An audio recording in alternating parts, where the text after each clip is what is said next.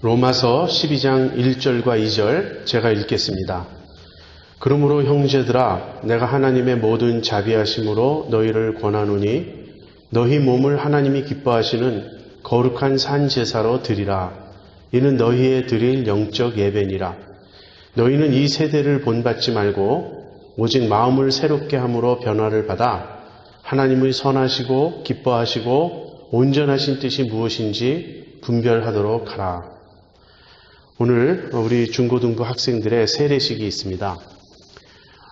저희가 지금 은혜와 영광이라는 큰 주제를 따라서 그 시리즈로 이 말씀을 묵상하고 있는데 오늘 제가 다룰 주제는 헌신이에요. 그런데 이 헌신이라는 주제가 이 세례와도 아주 밀접한 연관이 있다는 생각을 하게 됩니다.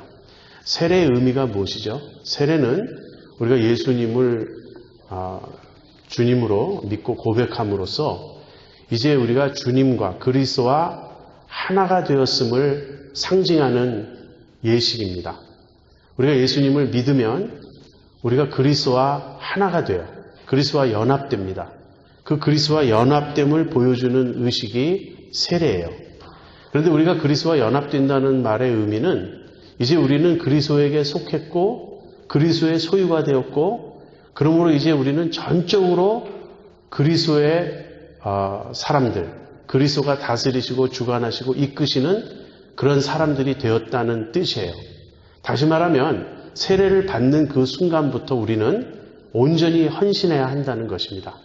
세례는 우리의 신분이 바뀌었고 소속이 바뀐 것을 의미해요. 이제는 우리가 주인이 바뀐 것입니다. 주님이 우리의 주인이세요. 그러므로 세례와 헌신은 함께 간다 이렇게 우리가 말할 수 있습니다. 아무튼 이 세례식에 있는 오늘 헌신에 대해서 말씀을 나누게 된 것이 참 감사하고요. 이 헌신에 대해서 성경에서 아마 가장 잘 가르쳐주는 본문을 찾으라면 오늘 이 본문일 거예요. 로마서 12장 1절과 2절. 그래서 오늘 이 본문을 묵상함으로써 성경이 말하는 참된 헌신이 무엇인지 함께 살펴보려고 합니다. 본문은 이렇게 시작해요. 그러므로 형제들아. 여기 형제들아라고 그 대상을 지칭하고 있죠. 다시 말하면 믿음 안에 들어온 사람들, 그리스도인들을 향해서 하는 말입니다. 그들에게 그러므로라고 이 말을 시작하고 있어요. 여러분, 그러므로는 우리가 잘 아는 대로 앞에 있는 내용을 받아서 이제 뒤에 있는 내용을 전개해 간다는 그런 접속사예요. 그래서 그러므로라는 내용이 나오면 우리가 즉각 신경 써야 하는 것은 그 앞에 있는 내용이 무엇이냐 하는 것입니다.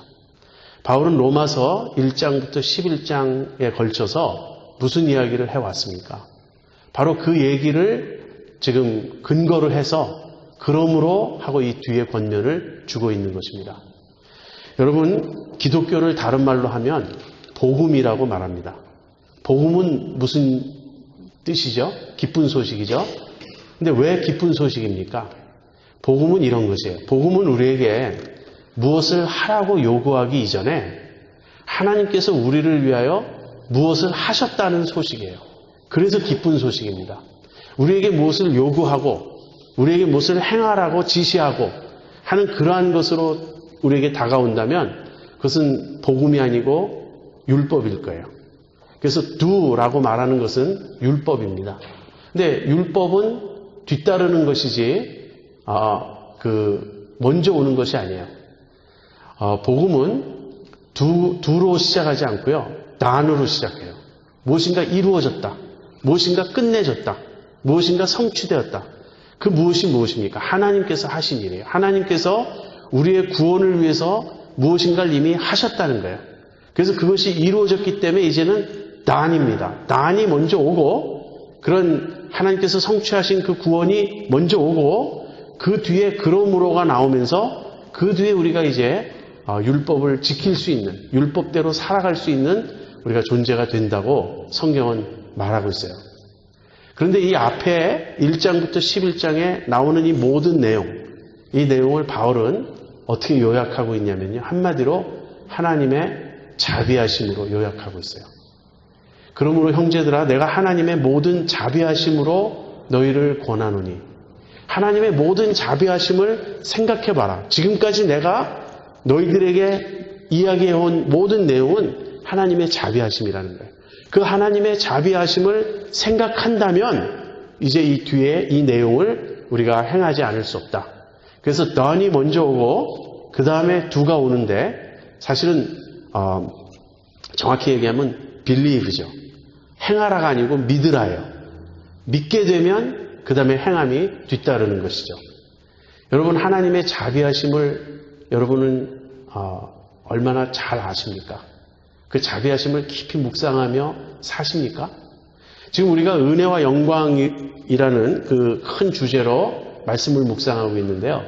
은혜와 자비는 사실 같은 것입니다. 뉘앙스가 조금 달라요. 각도가 약간 다른데 결국은 다 하나님의 사랑을 표현하고 묘사하는 단어들이에요. 은혜라고 말할 때는 그 강조점이 어디에 있냐면 우리가 아무 자격이 없다는 거기에 강조점이 있어요. 우리가 이 하나님의 사랑을 받을 수 있는 자격이나 어떤 조건을 갖추지 못한 거예요. 그래서 하나님께서 거저 값없이 공짜로 하나님께서 베풀어 주시는 사랑을 말할 때 그것을 우리가 은혜라고 부릅니다. 그렇다면 자비는 어떤 것인가요? 자비는 어디에 강조점이 있냐면 그 자비의 대상이 되는 우리가 공경에 처해 있고 불쌍한 형편에 있고 우리 스스로는 거기서 헤어날 수 없는 아주 어려움에 처해 있다는 그 의미를 강조해요. 한마디로 우리가 helpless하고 hopeless한 존재들일 때 하나님이 그렇게 우리가 공경에 처해 있는 우리를 불쌍히 여기시는 것, 그것이 자비입니다. 우리가 로마서 5장에 하나님의 사랑을 묘사하는 그 바울의 글을 보면 우리를 어떻게 묘사하고 있죠? 우리를 연약한 자, 경건치 않은 자, 죄인, 원수된 자 이렇게 네 가지로 묘사하고 있습니다. 근데 그 중에서 연약한 자를 한번 생각해 보세요. 우리가 아직 연약할 때 우리가 연약하다는 말은 무슨 말입니까? 우리 스스로 의를 행할 수 없고 우리 스스로 하나님께 의롭다함을 받을 수 없고 우리 스스로 구원받을 수 없는 거예요. 우리 스스로 우리가 처해 있는 이 죄와 사망의 문제를 해결할 능력이 없는 그런 불쌍한 자들이라는 뜻입니다. 우리가 그런 처지에 있었어요. 그런 처지에 있는 우리를 하나님께서 긍휼히 여기셨습니다. 하나님께서 불쌍히 여기셨어요. 그래서 우리를 위하여 구원을 베푸신 것입니다. 이것이 하나님의 자비하심입니다. 여러분이 그러므로가 얼마나 중요한지 한번 생각해 보십시오.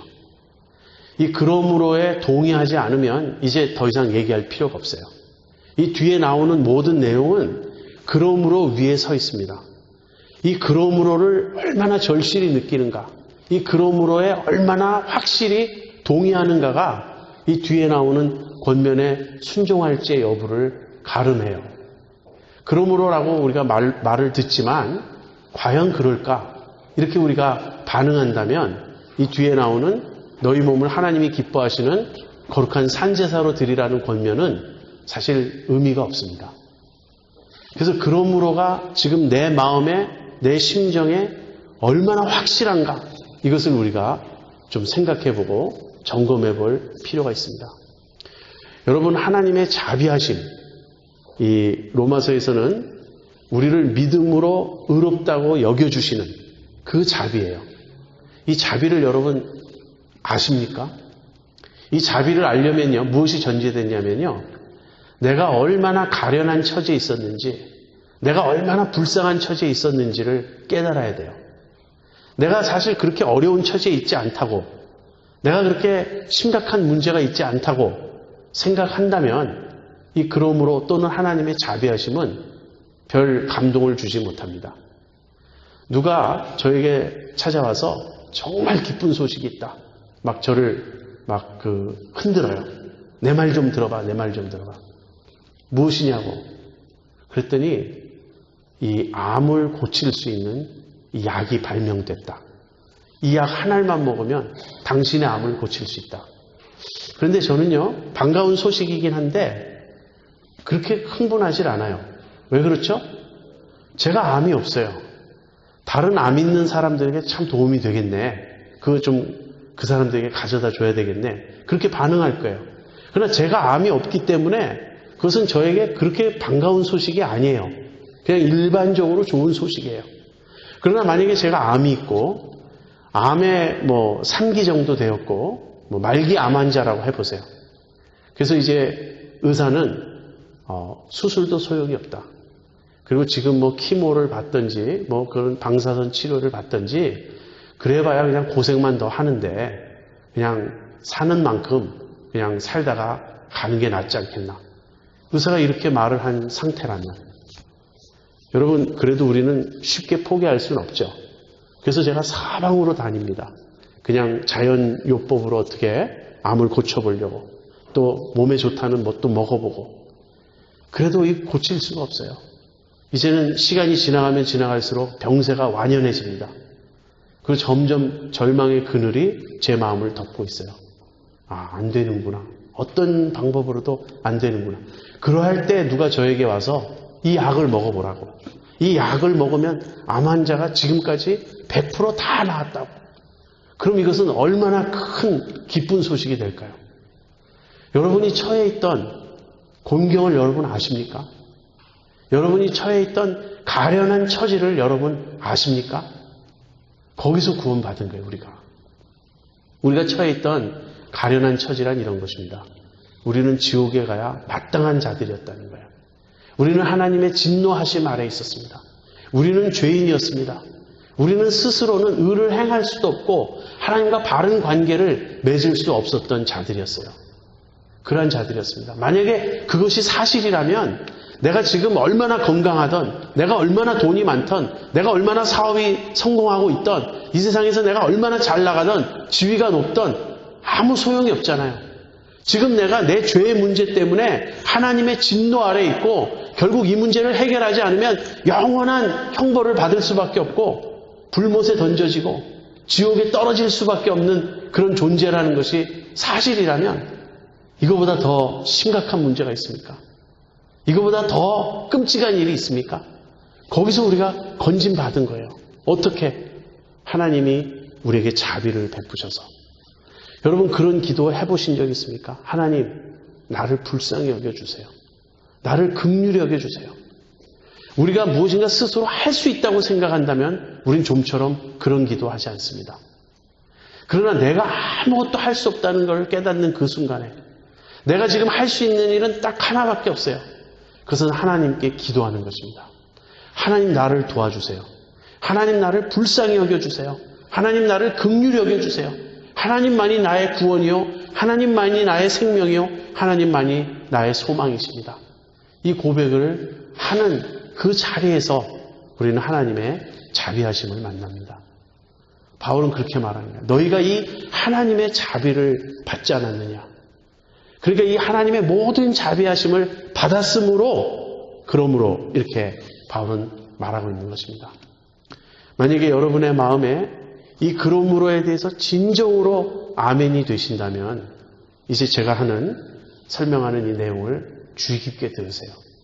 만약에 여러분의 마음에 아직도 그러므로라는 이 말에 동의가 안 되거나 공감이 안 되신다면 여러분은 자신의 처지를 다시 한번 생각해 봐야 됩니다. 얼마나 하나님의 자비하심이 필요한 존재인지 그 하나님의 자비하심만이 유일한 구원의 길이라는 것을 여러분 깨달으셔야 됩니다. 자, 우리는 이제 다 그러므로를 받아들인 사람이에요. 그러므로에 아멘한 사람들이에요. 그렇다면 이제 어떻게 하라는 말인가?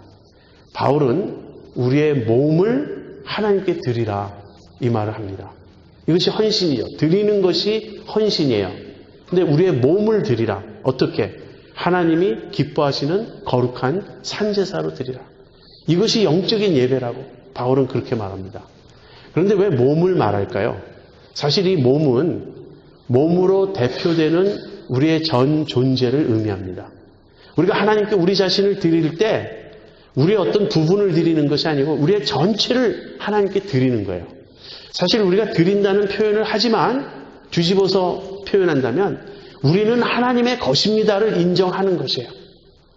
근데 특별히 여기서 몸을 바울이 일컫는 것은 의미심장합니다. 다시 말하면 구체적으로 바울은 말하고 있는 거예요. 우리의 삶은 몸으로 사는 삶입니다. 기독교인의 신앙생활은 뭔가 묵상만 하면서 머릿속으로 정신세계 속에서 영적으로 그렇게 생각하고 상상하고 경험하는 그런 것이 아니에요. 구체적으로 일상생활을 우리의 몸으로 살아가면서 하는 것이 우리의 신앙생활이에요. 그래서 바울은 몸을 이야기하고 있는 것입니다. 너희 몸을 하나님이 기뻐하시는 거룩한 산제사로 드리라. 헬라인들은 몸을 경시했습니다. 그들은 몸, 물질 이런 건 천시하고요. 영혼을 소중하게 생각했습니다. 우리 기독교인 중에도 그런 영향을 좀 잘못 받아서 몸을 중요하게 생각하지 않고 자꾸 정신적이고 영적이고 이런 걸 중요시 여기는데요. 참된 그 영적인 것은 몸으로 드러나요. 내가 어떻게 영적인 사람이냐를 보이죠? 그것은 어떤 신비한 어떤 체험을 했다가 아니고 내 몸을 지금 어떻게 사용하고 있느냐를 보면 알 수 있다는 거예요. 그런데 현대는 몸에 아주 지나치게 집착하는 그런 시대입니다. 여러분, 몸에 집착하는 모습이 어떻게 나타나죠? 제가 보기엔 두 가지예요. 첫 번째는 외모 지상주의입니다. 어떻게든지 잘생기고 이쁘고 잘나야 돼요. 날씬해야 되고 키가 커야 되고. 최근에 인터넷에 여러분이 보셨는지 모르겠지만 180cm라 그러죠. 180이 안 되는 남자는 루저다. 키 작은 남자는 루저다. 어떤 여대생이 그 말 한 것이 또 굉장히 막 파장을 불러일으켜요. 전 좀 이해할 수가 없어요. 그렇게 말할 수 있지 않습니까?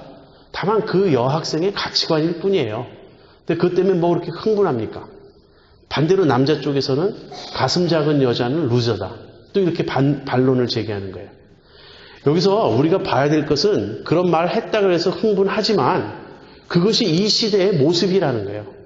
외모가 전부인 것처럼 생각하는 문화 속에서 우린 삽니다. 끊임없이 그래서 아름다워야 돼요. 몸짱이 돼야 되고 얼짱이 돼야 되고 성형수술을 받아야 되고 살을 빼야 되고 어떻게 하든지 그렇게 해야 돼요. 바울이 몸에 대해서 말할 때는 전혀 그런 의미가 아닙니다. 그래서 외모 지상주의가 지금 우리 기독교인이 몸에 대해 취해야 될 태도는 전혀 아니에요. 그렇다면 두 번째는 건강이에요. 이 건강은 좀 생각해 볼 측면이 있습니다. 우리가 우리 몸을 건강하게 관리하는 것은 아주 중요해요. 그러나 제가 보기에는 좀 지나칩니다. 좀 과도해요. 건강이 우상인 것 같아요. 끊임없이 이것 먹으면 몸이 좋아진다. 이런 영양제, 건강식품, 이런 선전이 얼마나 많습니까? 마치 그것만 먹으면 100세까지 무병장수할 것처럼 대부분은 허위 광고겠죠. 그러나 우리가 건강에 신경 쓰고 힘써야 하는 건 중요한데 건강 자체가 우상이 되어서는 안 된다는 것, 그것도 기억해야 되겠습니다. 지금 바울이 말하는 몸은요, 미모를 가꿔라가 아니고 건강을 힘써라가 아니고 그 몸을 거룩하게 사용하라라는 것이에요. 그래서 여러분이 몸을 생각하실 때 이 몸을 거룩하게 사용하는 그 측면을 생각하셔야 한다는 것입니다. 여러분 거룩한 몸의 비전을 보셨습니까? 우리가 내 몸을 거울 앞에서 나를 들여다볼 때 내 몸에 대해서 우리가 어떤 생각을 해요? 이 뱃살을 어떻게 빼지? 이런 생각도 하게 됩니다. 왜 나는 이렇게 물만 먹어도 살이 찌지? 그러는 사람도 있어요. 그런가 하면 이 코가 조금만 더 높았으면 뭐 이런 생각도 할 수 있어요. 그런 비전 말고 거울 앞에 서서 내 모습을 보면서 내가 얼마나 하나님의 사람처럼 보이는가. 내 얼굴에서, 내 표정에서, 내 몸 전체에서 정말 그리스도인다운 모습이 풍기는가. 우리 그런 생각을 좀 해볼 필요가 있습니다. 링컨은 사람이 나이 40이 되면 자기 얼굴에 책임져야 된다는 말을 했어요. 내 얼굴을 가만히 들여다보면 여러분이 얼굴 근육이 우리 감정을 표현하다 보면 근육이 그렇게 그 형태로 굳어지죠. 그래서 심술궂은 사람은 얼굴이 심술궂게 생기는 거예요. 걱정을 많이 하는 사람은 이마에 주름살이 생기는 거예요. 늘 밝게 웃는 사람은 그 얼굴이 잘생겼던 못생겼던 인상이 환해지는 거예요. 우리의 이 안면 근육이라는 것은 굉장히 예민해서 우리가 그 근육을 쓰는 대로 발달한다고요. 그래서 거울을 보면서 이 모습이 성령 충만한 모습일까? 내 모습을 보고 사람들이 은혜 받을 수 있을까? 이런 생각을 좀 해볼 필요가 있습니다. 여러분, 두 손을 한번 생각해 보세요. 한 손이 있습니다. 희고 너무나 곱고 피부가 깨끗해요. 손톱도 너무나 잘 이렇게 다듬어져 있어요. 이런 손이 있어요. 매일 손 씻고 크림을 발라서 그런지 피부가 너무 보드럽고 반면에 쭈글쭈글하고 거칠고 투박한 손이 있어요. 근데 이 투박한 손의 아름다움을 볼 수 있습니까, 여러분? 마더 테레사 수녀님의 그 손 같은 손. 남을 위해서 굳은 일을 마다 않고 섬기고 힘든 일을 많이 했기 때문에 그 손이 그렇게 굳어졌어요. 그렇게 투박해졌어요. 마디마디가 붉어졌어요. 그러나 그 손의 아름다움을 볼 수 있어야 하겠습니다. 여러분, 거룩한 손, 사랑의 손, 우리는 기억하고 있습니다. 우리가 어렸을 때, 우리가 아플 때, 우리 할머니가, 우리 어머니가 그 손으로 우리를 만져주셨잖아요. 우리 배를 쓰다듬어 주시면서 엄마 손은 약손, 엄마 손은 약손. 그 손의 터치를 받을 때 우리는 사랑을 느꼈습니다. 지나가면서 어린아이 머리 한번 쓰다듬어 주는 그 손. 그래서 우리가 내 몸을 생각할 때 내 몸이 거룩한 산제사로 드려져야 한다. 이 점을 우리가 생각해야 하겠습니다. 고대의 교부 중에 한 분은 이렇게 설교하셨어요. 어떻게 우리의 몸을 거룩한 산제사로 드릴까? 내 눈이 보지 말아야 될 건 보지 말고 보아야 될 걸 보면 된다. 고상한 것, 깨끗한 것, 거룩한 것을 보고 추하고 더럽고 악한 것은 보지 말라는 거예요. 내 입이 더러운 말, 거짓된 말, 가증스러운 말, 남을 비판하고 험담하는 말 하지 말고 내 입에서 진실을 말하고 사랑을 말하고 위로를 말할 때 내 입이 거룩한 입이 된다는 거예요. 내 발이 가지 말아야 할 곳을 가지 말고 가야 할 곳을 갈 때 그 발은 거룩한 발이 된다는 거예요. 여러분, 우리 몸에 대해서 한번 새로운 생각을 할 수 있기를 바랍니다. 내가 내 몸으로 어떻게 살 것인가? 내 몸을 의의 병기로 하나님께 드려야 하겠습니다. 근데 구체적인 방법이 여기 있어요. 2절에 나옵니다. 그것은 우리의 생각이에요. 너희는 이 세대를 본받지 말고 너희 마음을 새롭게 함으로 변화를 받아 하나님의 뜻을 분별하라. 사실 몸은 자동적으로 움직이지 않고요. 독자적으로 움직이지 않습니다. 내 몸을 움직이는 건 내 생각이에요. 그렇기 때문에 몸을 거룩한 산제사로 드리는 방법은 내 생각이 거룩한 생각이 돼야 되고 성령을 좇은 생각이 돼야 되는 것입니다. 근데 우리의 생각은 가만 놓아두면 이 세대의 영향을 받아요. 우리가 살아가는 이 세상 풍속과 이 세상의 가치관과 이 세상의 사고방식의 영향을 받습니다. 그래서 바울은 이 세대를 본받지 말라 이렇게 말하는 거예요. 아까 제가 말한 현대인의 과도한 몸에 대한 집착, 외모지상주의, 지나친 건강주의 이런 게 이 세대의 모습이에요. 이런 것들을 우리가 경계할 수 있어야 됩니다. 바울은 디모데후서 3장 1절부터 4절에서 이런 말을 하고 있습니다. 내가 이것을 알라 말세에 고통하는 때가 이르리니 사람들은 자기를 사랑하며 돈을 사랑하며 자긍하며 교만하며 회방하며 부모를 거역하며 감사치 아니하며 거룩하지 아니하며 무정하며 원통함을 풀지 아니하며 참소하며 절제하지 못하며 사나우며 선한 것을 좋아 아니하며 배반하여 팔며 조급하며 자고하며 쾌락을 사랑하기를 하나님 사랑하는 것보다 더하며 경건의 모양은 있으나 경건의 능력은 부인하는 자니 이 같은 자들에게서 내가 돌아서라. 지금 여기 말세에 고통하는 때가 이르리니 라고 바울이 묘사한 이 모습이 세상의 모습이에요. 우리는 그런 세상에서 살아갑니다. 우리도 모르게 세상의 가치관을 쫓아가요. 우리도 모르게 이 세대를 본받고 있습니다. 그래서 우리가 보는 것이 참 중요해요. 우리가 늘 접하는 광고. 우리가 광고를 볼 때 누가 저런 광고를 따라서 저 물건을 살까 싶지만 아닙니다. 그것이 우리 머릿속에 입력이 돼요. 우리가 드라마를 볼 때, 우리가 TV에 여러 가지를 볼 때, 신문을 볼 때, 음악을 들을 때 그것이 전부 메시지예요. 우리에게 이 세상의 가치관을, 세상의 사고방식을 주입하는 것입니다.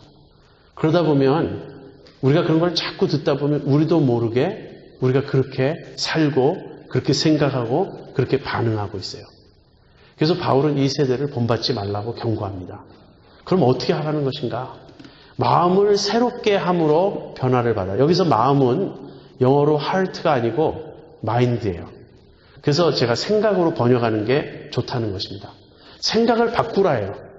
생각을 새롭게 하라는 거예요. 여러분, 내가 생각, 관점, 이것을 어떻게 바꿀 수 있죠? 성경 말씀을 조차 생각하는 거예요. 성령을 조차 생각하는 거예요. 그래서 그리스도인은 보는 관점이 달라야 하고 생각이 달라야 되고 근본적으로 이 생각이 달라요. 우리가 이 생각을 새롭게 해야 됩니다. 근데 생각을 새롭게 해서 어떻게 하라는 것인가? 하나님의 뜻을 분별하라는 거예요. 여기 하나님의 선하시고 온전하시고 기뻐하신 뜻이 선하시고 기뻐하시고 온전하신 뜻이 무엇인지 분별하도록 하라. 이 말을 좀 이렇게 고쳐서 번역해 보겠어요. 무엇이 하나님께서 선하게 여기시고 기뻐하시고 온전하게 여기실지 생각하라. 또는 하나님 보시기에 선한 것은 무엇인지, 하나님이 무엇을 기뻐하실지, 하나님 보시기에 온전한 것은 무엇일지 분별하라. 여러분, 우리가 어떤 상황에 처했을 때 그 상황에 대한 하나님의 뜻을 우리가 분별해야 됩니다. 우리의 생각을 바꿔서 끊임없이 무엇이 하나님의 뜻인지를 찾으라는 거예요. 그렇게 하나님의 뜻을 찾아갈 때 우리가 이 몸을 하나님의 뜻대로 사용할 수 있고 거룩한 의의 병기로 하나님께 드릴 수 있다는 그런 말입니다.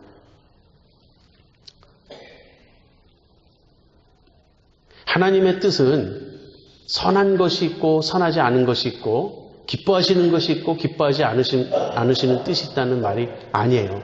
무엇이 하나님 보시기에 선하시고 기뻐하시고 온전하신 뜻인지를 알라는 말입니다. 여러분, 예수라면 어떻게 할 것인가라는 책이 있죠. 영어로는 In His Steps라는 원 제목을 가지고 있는데 다른 말로 What would Jesus do? 그런 제목을 가지고 있어요. 예수라면 어떻게 할 것인가? 여러분, 우리가 예수님이라면 이 상황에서 어떻게 할 것인지 우리가 쉽게 알 수 있을까요? 그 책은 그렇게 말하고 있어요. 그러나 그렇지 않아요. 우리가 예수님이라면 어떻게 할 것일까를 우리 자신에게 물었다고 해서 어떤 상황에서 답이 쉽게 나오지 않습니다. 그렇기 때문에 우리는 고민해야 되고 계속해서 그 뜻을 구해야 되고 묵상해야 되고 찾아가야 하는 거예요. 신앙의 성숙이란 바로 그 하나님의 뜻에 대한 분별력이 더 높아지는 것, 분별력이 더 많아지는 것을 의미합니다. 우리의 생각이 계속해서 주님의 생각을 쫓아가고 주님의 마음을 쫓아가고 주님의 뜻을 쫓아갈 때 이제 우리는 세상적인 가치관을 갖지 않고요. 그리스도인적인 가치관을 갖게 돼요. 그렇게 생각이 변화될 때 비로소 우리는 우리의 몸을 하나님이 기뻐하시는 거룩한 산 제사로 드릴 수 있습니다. 예, 은혜 받은 사람, 하나님의 자비를 깨달은 사람의 특징은 무엇인가? 그 사람의 특징은 헌신입니다. 은혜는 우리의 모든 것을 요구해요. 하나님께서 우리에게 모든 것을 주셨기 때문에 이제는 우리도 모든 것을 하나님께 드려야 합니다. 그것을 헌신이라 그래요. 우리는 어떻게 헌신해야 하겠는가? 구체적으로 우리의 몸으로 주님의 뜻대로 살아야겠습니다. 그렇게 살기 위해서는 내 생각이 바뀌어야 하겠어요. 그래서 생각을 새롭게 그리고 몸을 거룩하게 하나님의 뜻대로 살아가는 여러분과 제가 되기를 바랍니다.